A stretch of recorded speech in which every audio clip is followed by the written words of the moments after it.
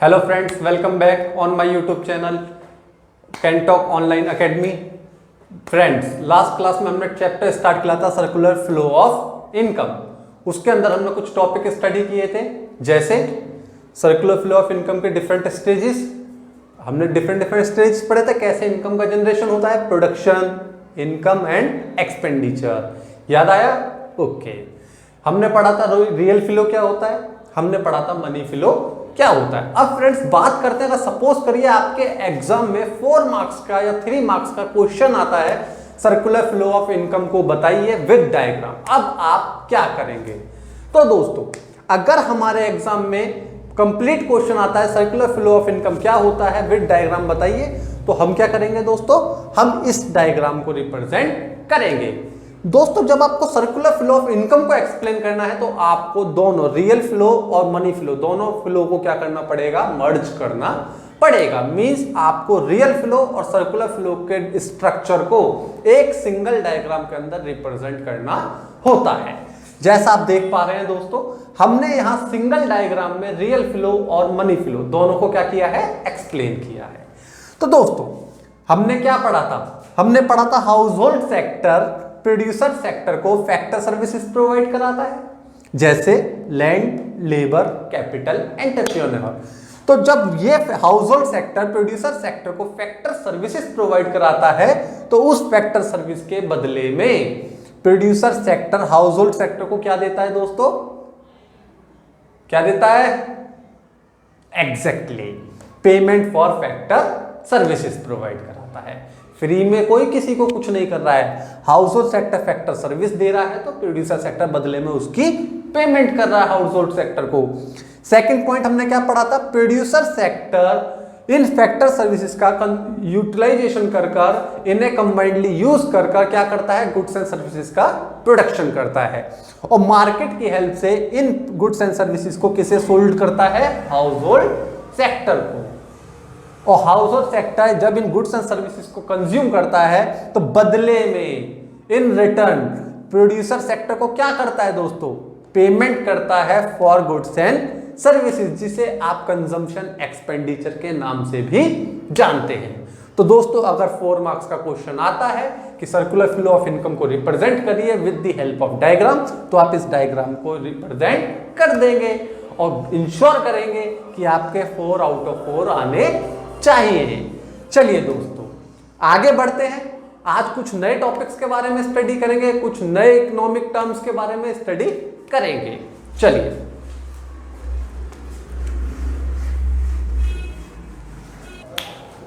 चलिए दोस्तों, अब हम स्टडी करेंगे स्टॉक एंड फ्लो के बारे में। दोस्तों, इकोनॉमिक्स के अंदर 2 वेरिएबल आते हैं। पहला वेरिएबल है स्टॉक, सेकंड वेरिएबल है फ्लो। आपको समझना है स्टॉक क्या होता है और फ्लो क्या होता है। तो दोस्तों, स्टॉक और फ्लो के बीच का जो डिफरेंस है, उसे समझने के लिए हमें 2 पॉइंट्स को स्टडी करना है, जो दोनों पॉइंट आपके सामने हैं। अगर आप इन 2 पॉइंट्स को स्टडी कर लेते हैं, इन 2 पॉइंट्स को समझ लेते हैं, आपका स्टॉक एंड फ्लो का कंसेप्ट बिल्कुल क्लियर हो जाएगा। तो दोस्तों, पहली बात करते हैं स्टॉक की। तो दोस्तों, स्टॉक वेरिएबल्स वो वेरिएबल्स होते हैं जिन्हें मेजर किया जाता है at a particular point of time पे। स्टॉक वेरिएबल वो वेरिएबल होते हैं जिन्हें एक पर्टिकुलर पॉइंट ऑफ टाइम पे मेजर किया जाता है। First point. सेकंड थिंग दोस्तों, स्टॉक वेरिएबल्स टाइम डायमेंशनल नहीं होते हैं। स्टॉक वेरिएबल्स टाइम डायमेंशनल नहीं होते। टाइम डायमेंशनल क्या होता है, समझेंगे। वहीं अगर हम बात करते हैं दोस्तों फ्लो वेरिएबल की, फ्लो वेरिएबल्स वो वेरिएबल्स हैं जिन्हें एक पीरियड ऑफ टाइम में कैलकुलेट किया जाता है, जिन्हें एक टाइम ड्यूरेशन में मेजर किया जाता है।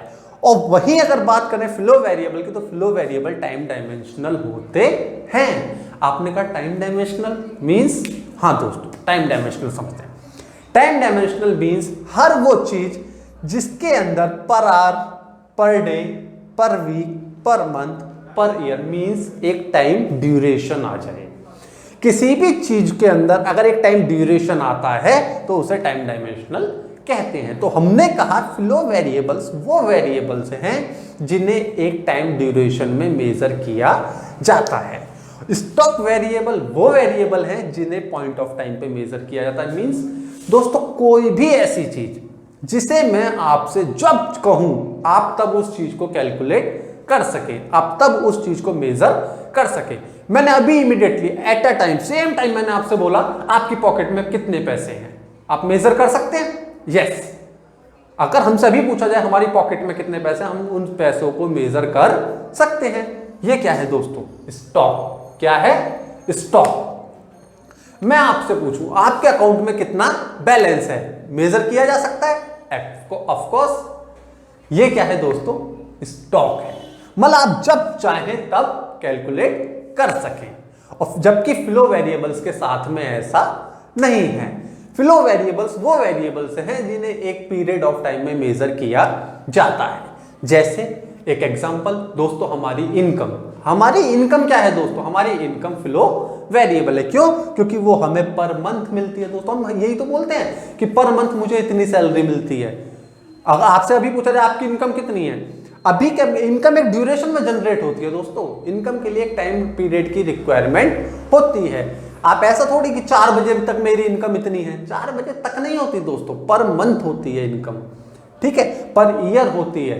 तो पर आवर भी हो सकती है। मे भी कुछ लोग हैं, प्रोफेशनल लोग हैं, वो पर आवरली चार्ज करते हैं, लेकिन वहां भी दोस्तों क्या होता है? पर आवर होता है। वहां भी एक टाइम डायमेंशन की रिक्वायरमेंट होती है। एक छोटा सा एग्जांपल से आपको समझाते हैं स्टॉक और वेरिएबल के बीच का डिफरेंस को। दोस्तों होपफुली आपको टाइम डायमेंशन का जो वो है मीनिंग वो समझ आ गया होगा।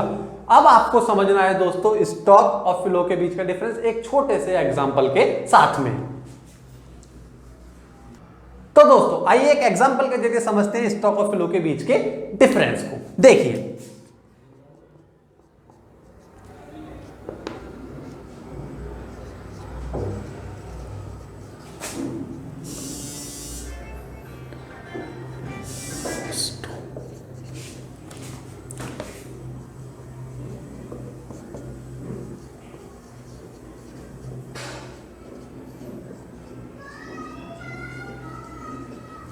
देखिए दोस्तों एक छोटा सा एग्जांपल लेते हैं। सपोज करिए एक फार्मर है, उस फार्मर के गोडाउन के अंदर वीट रखा हुआ है, वो वीट प्रोडक्शन करता है, उसका वीट फार्मर के गोडाउन के अंदर रखा हुआ है। अगर हम उस फार्मर से पूछे कि आपके स्टोर में कितना वीट रखा हुआ है, कितना गेहूं रखा हुआ है, क्या वो बता सकता है उसके जो स्टॉक है या उसका जो स्टोर है, सॉरी, उसके स्टोर रूम में कितना वीट रखा है? हाँ दोस्तों, उसके स्टोर में रखे हुए वीट को आप जब चाहें तब मेजर कर सकते हैं। वो कभी भी कैलकुलेट करके बता सकता है कि हाँ भाई मेरे स्टोर में 5 क्विंटल, 10 क्विंटल, 15 क्विंटल वीट रखा हुआ है। तो एक गोडाउन के अंदर, एक स्टोर रूम के अंदर रखे हुए वीट को हम जब चाहें तब मेजर कर सकते हैं। तो एक स्टोर रूम के अंदर जो वीट रखा है दोस्तों वो क्या है? स्टॉक है, बिकॉज इसे जब चाहें तब मेजर किया जा सकता है। लेकिन दोस्तों अगर हम वही बात करें वीट के प्रोडक्शन की, क्या वीट के प्रोडक्शन को जब चाहे तब मेजर कर सकते हैं? नहीं दोस्तों। वीट का जो प्रोडक्शन है दोस्तों वो एक कंप्लीट प्रोसेस है, और वो कंप्लीट प्रोसेस के लिए एक पर्टिकुलर टाइम पीरियड की रिक्वायरमेंट होगी ही होगी। तो जो वीट का प्रोडक्शन है वो टाइम डायमेंशनल थिंग है दोस्तों, उसके अंदर आपको टाइम ड्यूरेशन की रिक्वायरमेंट होती है। तो वीट का प्रोडक्शन क्या है? फ्लो है। क्यों? क्योंकि एक टाइम ड्यूरेशन से पहले हम नहीं बता सकते कि कितने वीट का प्रोडक्शन होगा। लेकिन अगर हम वही बात करें स्टोर रूम के अंदर रखे हुए वीट की, तो उस स्टोर के अंदर रखे हुए वीट को हम जब चाहें तब मेजर कर सकते हैं। तो वो क्या है? स्टॉक है दोस्तों। एक और एग्जांपल लेता हूं दोस्तों।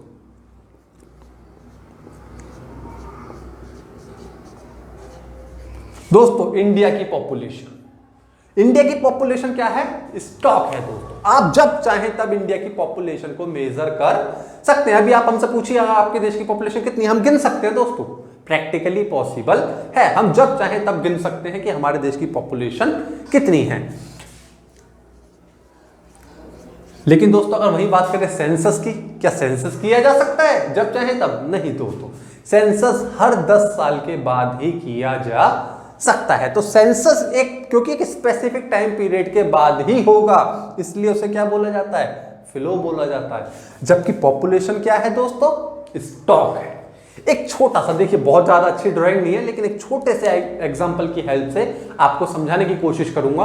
प्लीज मेरे साथ डायग्राम को फोकस करिए। चलिए दोस्तों, इस ड्राइंग के संग, इस डायग्राम के संग समझते हैं स्टॉक ऑफ वेरिएबल के कंसेप्ट को। दोस्तों सपोज करिए एक टैंक है, इस टैंक के अंदर पानी है। अगर मैं आपसे पूछूं इस टैंक में कितना पानी है, तो इस टैंक के अंदर जो पानी अवेलेबल है, क्या आप उस पानी को अभी के अभी मेजर कर सकते हैं?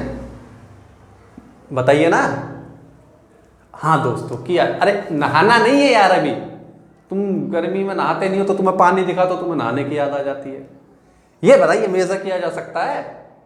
हाँ दोस्तों, मेजर किया जा सकता है। मैथ के ऐसे बहुत सारे फॉर्मूलाज पढ़े हैं हम लोगों ने बचपन में, जिससे हम इस टैंक का जो साइज है उससे निकालकर इस पानी की क्वांटिटी को मेजर कर सकते हैं। तो एक टैंक के अंदर जो पानी है ना दोस्तों, उसे हम जब चाहे तब मेजर कर सकते हैं। तो वो पानी क्या है? स्टॉक है। लेकिन दोस्तों अगर सपोज करिए वहीं एक टैप है, इस टैप में से इस टैंक के अंदर पानी गिर रहा है। अगर मैं आपसे कहूं इस गिरते हुए पानी को, जो पानी गिर रहा है टैप में से, इस गिरते हुए पानी को आप मेजर करिए, क्या कर पाओगे? तो दोस्तों आप ऐसा नहीं कर सकते हैं। आप बहते हुए पानी को, गिरते हुए पानी को मेजर नहीं कर सकते। हाँ, एक ड्यूरेशन दे दीजिए कि इस ड्यूरेशन में इतना पानी, मतलब जो भी पानी गिरना है उसे गिर जाने दीजिए। एक ड्यूरेशन के बाद आप हमसे पूछिए कितना पानी गिरा, हम बता पाते, हम बता सकते हैं। लेकिन अगर आप हमसे कहेंगे कि आप बहते हुए पानी को मेजर कर लो, तो दोस्तों बहते हुए पानी को मेजर नहीं किया जा सकता। इसीलिए जो बहता हुआ पानी है ना दोस्तों, ये क्या है? फ्लो है। क्यों? क्योंकि इसे मेजर करने के लिए हमें एक टाइम ड्यूरेशन की रिक्वायरमेंट होगी। तो दोस्तों होपफुली आपको समझ आया होगा।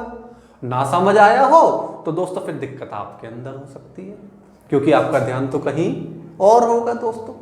तो प्लीज कोशिश करिए, अगर नहीं समझ आया आप डाउट्स क्रिएट करिए, एक बार दोबारा वीडियो को देखिए, उसके बाद भी नहीं समझ आया दोस्तों तो आप मुझे यूट्यूब पे मैसेज कर सकते हैं। चलिए दोस्तों बात करते हैं एक नए टॉपिक की, उस नए टॉपिक की तरफ बढ़ते हैं। आइए समझते हैं। तो दोस्तों अब हमें समझना है लीकेज एंड इंजेक्शन। एक छोटा सा कंसेप्ट है दोस्तों, बट इस कंसेप्ट को समझने के लिए दोस्तों आपको एक चेन इफेक्ट को समझना पड़ेगा। एक साइकिल है दोस्तों, एक चीज दूसरी चीज से क्या है? कनेक्टेड है। तो इसके अगर चेन इफेक्ट को आपने समझ लिया तो दोस्तों बहुत इजी कंसेप्ट है लीकेज एंड इंजेक्शन। चलिए दोस्तों एक चीज समझते हैं। आपने दोस्तों सर्कुलर फ्लो ऑफ इनकम पढ़ा? पैसा घूमता है, पढ़ा था हमने लास्ट क्लास में, हमने समझा पैसा कैसे घूमता है।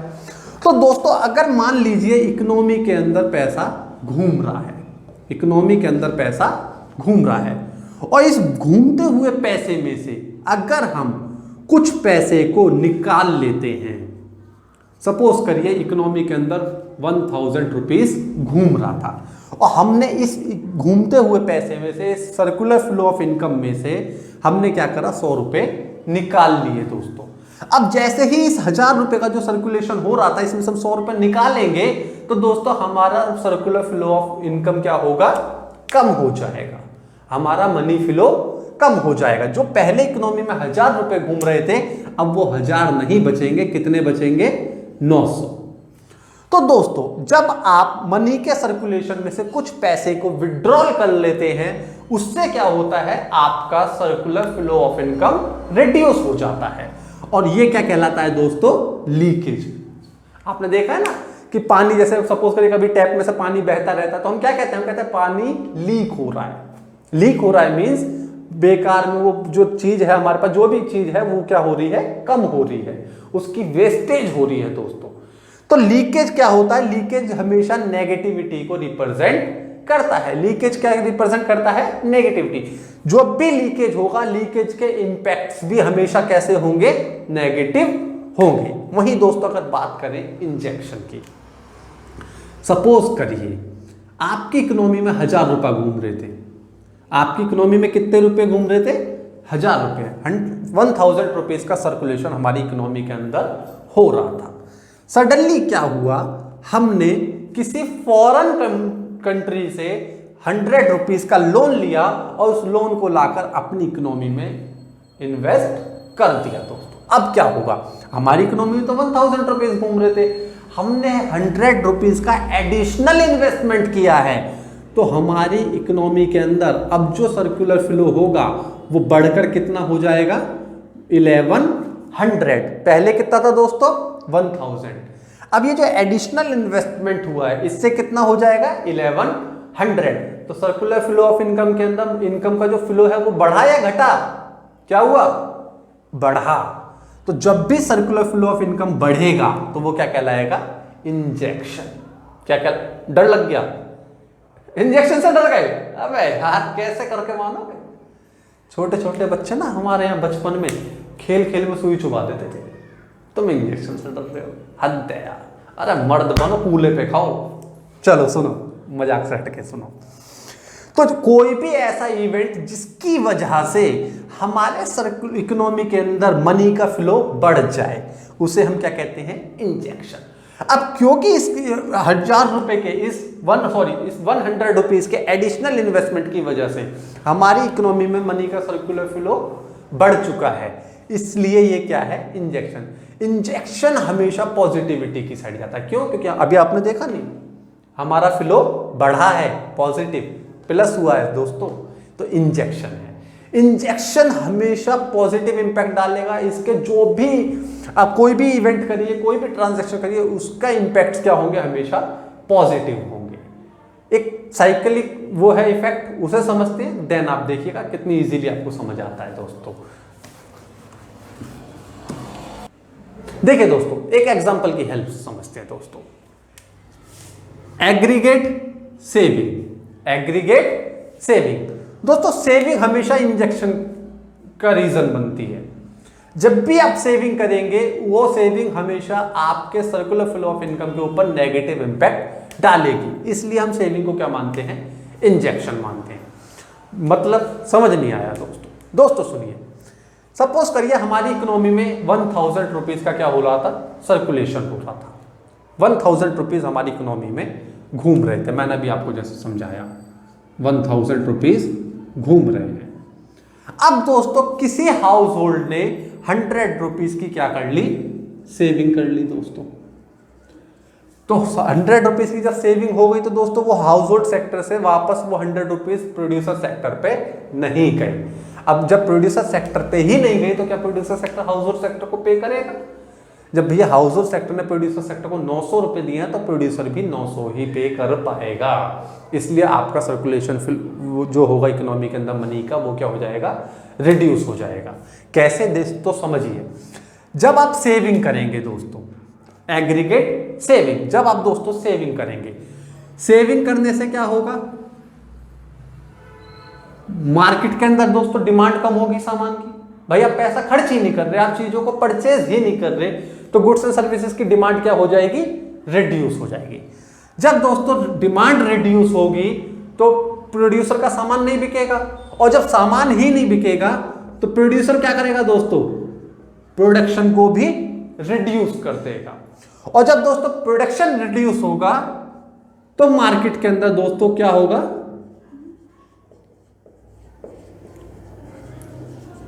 एम्प्लॉयमेंट भी रिड्यूस होगा। जब काम ही नहीं हो रहा, गुड्स एंड सर्विस का प्रोडक्शन ही नहीं हो रहा, तो लोगों को जॉब भी नहीं मिलेगी, एम्प्लॉयमेंट का लेवल भी रिड्यूस होगा। और एम्प्लॉयमेंट रिड्यूस होगा तो दोस्तों क्या होगा? इनकम भी रिड्यूस हो जाएगी। और इनकम रिड्यूस होगी तो क्या होगा? आपकी जीडीपी रिड्यूस होगी, आपकी नेशनल इनकम भी रिड्यूस हो जाएगी। तो दोस्तों कंप्लीटली आप देखो नेगेटिव इंपैक्ट है। डिमांड भी नेगेटिव हो रही है, प्रोडक्शन भी नेगेटिव हो रहा है, एम्प्लॉयमेंट भी नेगेटिव हो रहा है, और इनकम भी नेगेटिव हो रही है, बिकॉज एक हाउस होल्ड ने कुछ इनकम को सेव कर लिया। अब उसने पैसा सेव करा तो डिमांड क्या हो गई? रिड्यूस हो गई। जितना आपके प्रोड्यूसर सेक्टर ने सोचा था डिमांड के बारे में, उतनी डिमांड मार्केट में जनरेट नहीं हो पाई। डिमांड कम हुई तो सामान नहीं बिका, सामान नहीं बिका तो हमने प्रोडक्शन कम किया। अब क्योंकि हमें प्रोडक्शन कम करा तो हमने दोस्तों कुछ लोगों को जॉब से भी निकाल दिया, क्योंकि जब प्रोडक्शन रिड्यूस हो गया तो उन लोगों की जरूरत ही नहीं थी। अब उन लोगों की जॉब गई तो उनके पास इनकम भी नहीं पहुंचेगी। तो दोस्तों ओवरऑल क्या होगा? नेगेटिव इफेक्ट पड़ेगा इकोनॉमी के ऊपर। वहीं अगर दोस्तों इसका रिवर्स करके देखें तो आप देखिएगा क्या होता है।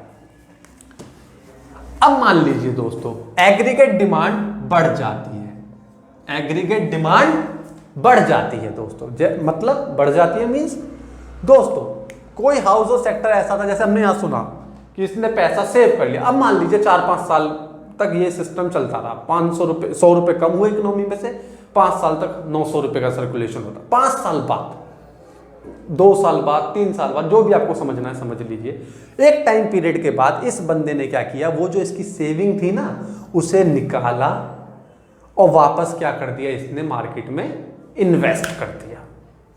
अब दोस्तों जो मार्केट के अंदर 900 रुपये का सर्कुलेशन हो रहा था, अब उसमें 100 रुपीज का एडिशनल इन्वेस्टमेंट और आ गया।